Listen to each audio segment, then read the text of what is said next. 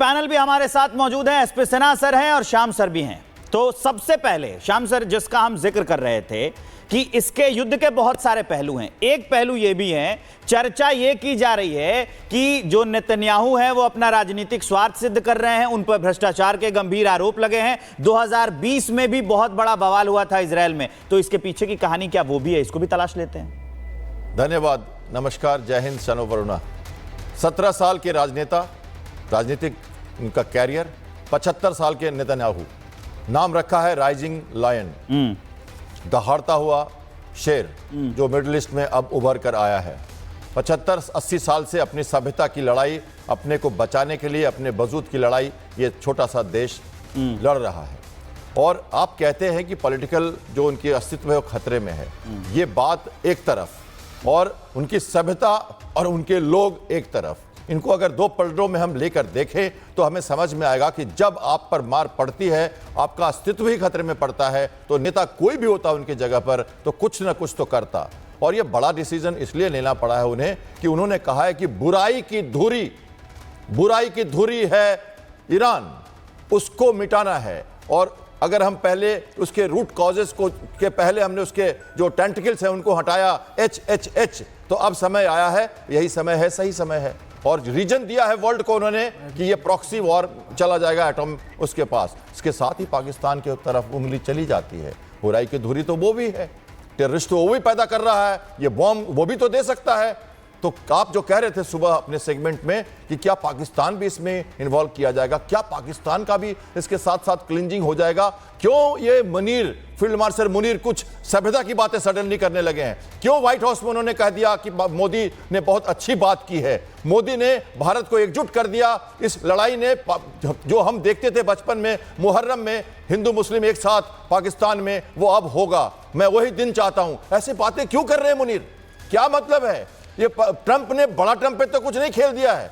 Iran के बाद पाकिस्तान की भी तो एटम बॉम्ब की क्लिंजिंग नहीं होने वाली है चुपचाप, या अटैक से हो या चुपचाप हो नेगोशिएशन से। वो खुद ना कह दें कि अब ये सब बम हमें नहीं चाहिए, गलत हाथों में जाएगा। बड़ी बात, अजीब सी बात कर रहा हूं मैं, और आपने प्रश्न किया था उसका उत्तर भी दे रहा हूं कि ये जो इंसान है, इसने लड़ाई लड़ी है अपने वजूद के लिए, सभ्यता के लिए, और विश्व को बड़ा मैसेज है, इसलिए ही कोई सामने नहीं आ रहा। और ये जो कहता है ईरान कि मुझे इजराइल को खत्म करना है, एक सभ्यता को खत्म करना है, इस पर भी कोई साथ नहीं दे रहा।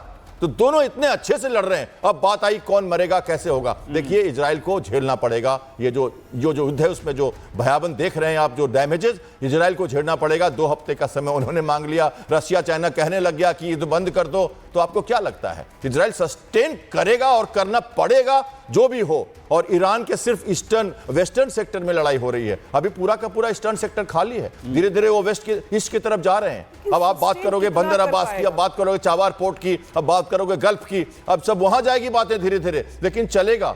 और उनको 2 ही दिन में कहते हैं खत्म करो इजराइल, वो भी प्रेशर टैक्टिक्स है।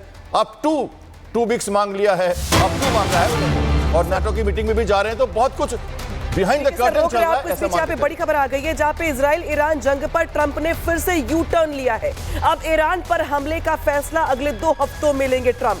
व्हाइट हाउस की प्रवक्ता का बड़ा बयान सामने आया है। 2 हफ्ते तक कूटनीतिक रास्ता अपनाएंगे ट्रंप। ईरान को परमाणु डील के लिए 2 हफ्ते का समय दिया गया है। व्हाइट हाउस की ओर से ये बड़ा बयान जारी किया गया है। इजराइल ईरान जंग को लेकर ट्रंप का यू टर्न सामने आया है, जहां पे हमले का फैसला अगले 2 हफ्तों में लेंगे ट्रंप। एसपी सिन्हा सर, मैं आपके पास आ रही हूं। ट्रंप के मूव को लेकर के, ट्रंप की स्ट्रेटजी को लेकर दुनिया भर की नजरें लगी हुई थी, लेकिन जिस तरीके से खबर सामने आ रही है, अब उन्होंने यू टर्न ले लिया है। तो क्या ये मान लिया जाए कि ट्रंप अभी कंफ्यूज है कि करे क्या इस युद्ध को लेके? बिजनेस करें या इजराइल का साथ दें, संबंध खराब करें, या मिडिल ईस्ट में तनाव पैदा हो जाएगा उससे जूझें? एसपी सिन्हा सर, क्या ट्रंप अभी कंफ्यूजन की स्थिति में दिखाई दे रहा है आपको? नहीं, मेरी तो अपनी सोच है कि मिस्टर ट्रंप का जो सोच है वो साफ नहीं है।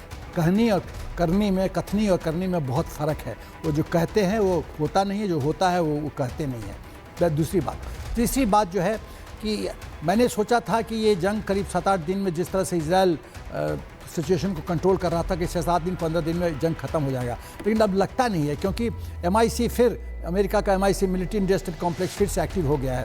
जिस तरह से जनरल मुनीर गया है अमेरिका में और मिस्टर ट्रंप के साथ सौदाबाजी किया है, जिस तरह मिस्टर ट्रंप ने कुछ डिमांड्स दिए हैं कि बॉर्डर बेस का इस्तेमाल हमको दो, एयर बेस दो पाकिस्तान में, इंटेलिजेंस शेयरिंग करो ईरान का, और चाइना रूस से दूरी बनाओ, और वो मान गया है। और ये हो सकता है कि एक डील हो कि हमको प्रेसिडेंट बना दो पाकिस्तान का, ठीक है, तुम्हारा ठीक है, बड़ी बात आप कह रहे हैं सर। मामूली साहब आपके पास वापस लौटेंगे, इसी बीच एक और बड़ी खबर का रुख कर लेते हैं।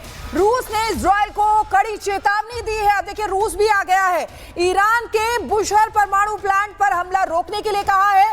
रूस ने इजराइल को तुरंत बुशहर परमाणु प्लांट पर हमला रोकने के लिए कहा है।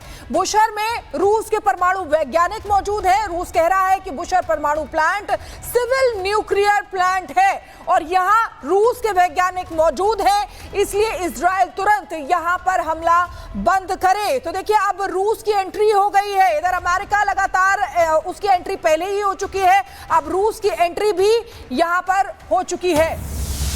एक और बड़ी खबर आ गई है, वो जान लीजिए। ट्रंप के यूटर्न पर इजरायली पीएम नेतन्याहू का बयान सामने आया है। उन्होंने कहा है कि ट्रंप अमेरिका के लिए सही करेंगे, मैं इजराइल के लिए सही करूंगा। तो अब ट्रंप ने यूटर्न लिया और बयान आ गया। सर श्याम सर, मुझे सिर्फ एक बात बताइए कि ट्रंप इतने ओछे क्यों हैं? ट्रंप ओछे हैं ये हम कहते रहते हैं। देखिए, बड़ा ट्रम्पेट है, किसी गवर्निंग पोस्ट पे वो नहीं रहे अमेरिका में, रेयर प्रेसिडेंट हैं और सेना में भी नहीं रहे हैं, तो वो बिजनेस पर्सन पूरी तरह से हैं और इसलिए उछल कूद की बातें लगातार करते रहते हैं, लेकिन साथ साथ पूरे विश्व को सहलाते भी रहते हैं, बहलाते भी रहते हैं। कई बार आपको उनकी बातों को सीरियसली लेना पड़ेगा। जब उन्होंने जब वो पुतिन को कह के आ गए, 1 महीने पहले जब बात हुई थी उनसे 2 घंटे तक, तो उन्होंने फाइनली, कहते खिसियानी बिली खंभा नोचे, उन्होंने कह दिया कि ये दोनों लड़ते रहेंगे, थोड़े दिन और लड़ लेने दो, बाद में निपटेंगे। जब हमारी वार हो रही थी और वो 24 अप्रैल को उन्होंने कहा था एक बेस में जाके कि भारत पाकिस्तान की पुरानी लड़ाई है, पुरानी सभ्यता है, ये अपने आप ठीक कर लेंगे। और ये क्यों कहते हैं? अब वो फिर कह रहे हैं इजराइल को, फिर कह रहे हैं वो कि ये दोनों लड़ेंगे, अब हम ये ऐसे क्यों बोलते हैं वो? क्योंकि वो टाइम आएंगे आप पर, लेकिन एक बड़ी अपडेट आ गई है। एक और बड़ी खबर आ रही है, पहले उसका रुख कर लेते हैं। जंग के बीच में बेंजामिन नेतन्याहू का बड़ा बयान सामने आया है। ईरान के सभी न्यूक्लियर फैसिलिटी पर हमला करेंगे। ईरान के आधे लॉन्चर को नष्ट कर दिया गया है, नेतन्याहू ने कहा है।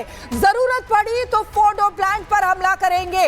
तो आप देखिए किस तरीके से ये बड़ी बात सामने आ रही है। फोर्डो प्लांट जो हमेशा से ही इजराइल के निशाने पर है, हालांकि इजराइल की पहुंच से दूर है। तो ये जंग के बीच में बेंजामिन नेतन्याहू का बड़ा बयान सामने आया। और आपको बता दें कि फोर्डो प्लांट जो है केवल अमेरिका ही उसको ध्वस्त कर सकता है। उसी के पास B-2 बॉम्बर्स है जिसका इस्तेमाल किया जा सकता है, यानी कि बंकर बस्टर बॉम्ब, और उसी से ही फोर्डो प्लांट पर हमला किया जा सकता है। तो देखिए अब ये जंग के बीच में बेंजामिन नेतन्याहू का ये बड़ा बयान माना जा रहा है। ईरान की सभी न्यूक्लियर फैसिलिटी पर हमला किया जाएगा। ईरान के आधे लॉन्चर को नष्ट कर दिया गया। एक और अपडेट आ गई, वो बताते हैं दर्शकों को। इजराइल के बेरशेबा शहर पर मेयर का बड़ा बयान है कि ईरान की मिसाइल ने डायरेक्ट अटैक किया है। मेयर ने खुद कहा है ये मिसाइल हमले से बिल्डिंग तबाह हो गई, 18 लोग घायल हुए हैं। मेयर का बयान है ईरान की मिसाइल ने ये अटैक किया और मिसाइल हमले से बिल्डिंग तबाह हो गई, 18 लोग घायल हुए हैं। मेयर का बयान, ये बड़ी अपडेट हम आपको बता रहे हैं। बेरशेबा शहर है इजराइल का,